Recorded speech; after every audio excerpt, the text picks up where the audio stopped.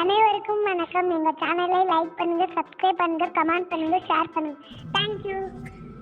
இன்றைக்கி நம்ம என்ன பார்க்க போகிறோம்னா முட்டை கிரேவி செய்வது எப்படி. இப்போ நம்ம 6 முட்டையை வச்சு எப்படி கிரேவி பண்ணலான்றதை பார்க்க போகிறோம். அதுக்கு இப்போ தேவையான பொருட்கள் எடுத்துக்கணும்.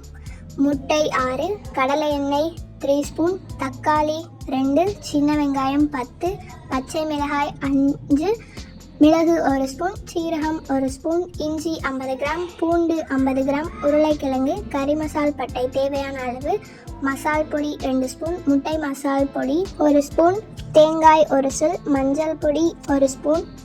இப்போ நம்ம அதுக்கு தேவையானதை அரைக்க போகிறோம்.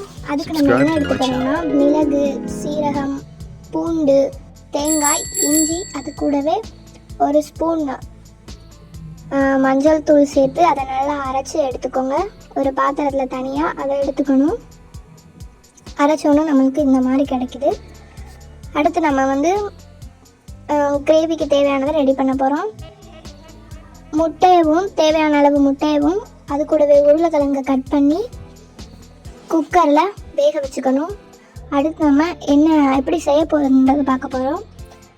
எண்ணெயை ஊற்றிட்டு அடுத்து கறி மசால் பட்டையை போடணும். அந்த பேக்கெட் அதை அப்படியே போடணும். அந்த பேக்கெட்டில் உள்ள எல்லாமே இதில் இருக்குது. அந்த பேக்கெட்டை அப்படியே போடணும். நெக்ஸ்ட் நம்ம என்ன ஆட் பண்ண போகிறோம்னா கறிவேப்பிலை, மல்லி இதெல்லாம் ஆட் பண்ணிவிட்டு அடுத்து வெங்காயம் ஆட் பண்ணணும். ஆட் பண்ணி நல்லா கிளறி விட்டுக்கோங்க.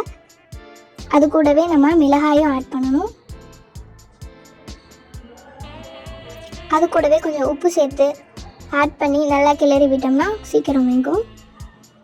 அது கூடவே நம்ம தக்காளியும் ஆட் பண்ணணும். நல்லா கிளறி விட்டுக்கோங்க.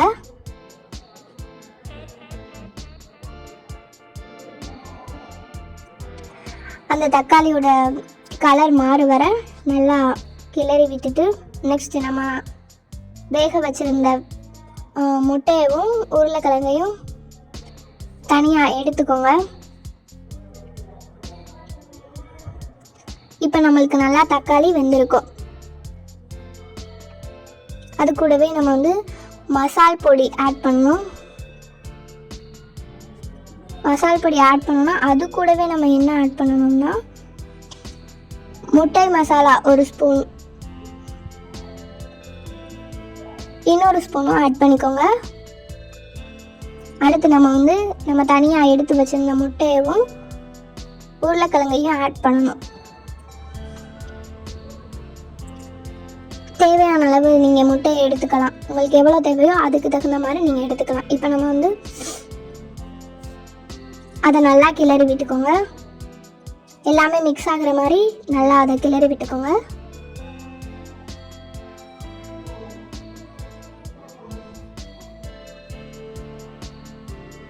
நல்லா கிளறினதுக்கப்புறம் கொஞ்சம் அது கூட தண்ணி ஆட் பண்ணி நல்லா கிளறி விட்டுக்கோங்க. நல்லா கிரேவி மாதிரி வர மாதிரி.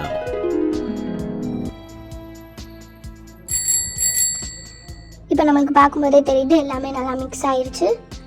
அது கூடவே நம்ம அரைச்சி வச்சுருந்ததை சேர்த்துக்கணும்.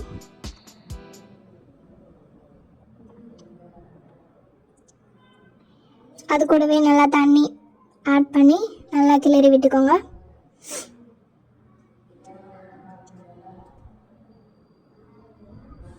இப்போ பார்க்கும்போதே தெரியுது நல்ல கிரேவியாக வந்துருச்சுன்னு.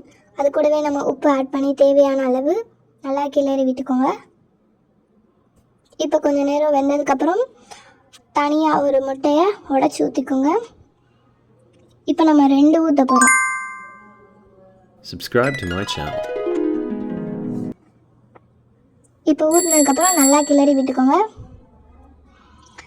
இந்த மாதிரி ஊற்றும் போது இன்னும் நல்ல டேஸ்ட் கிடைக்கும். அதுக்காண்டி தான் நம்ம ஊற்றுறது. அதை நல்லா கிளறி விட்டுக்கோங்க. இப்போ பார்க்கவே கிரேவி ரொம்ப நல்லா இருக்குன்னு தெரியுது. அது கூடவே மல்லி ஆட் பண்ணிக்கோங்க. டேஸ்ட் எப்படி இருக்குன்னு கமெண்ட் பண்ணுங்கள், லைக் பண்ணுங்கள், சப்ஸ்கிரைப் பண்ணுங்கள். தேங்க்யூ.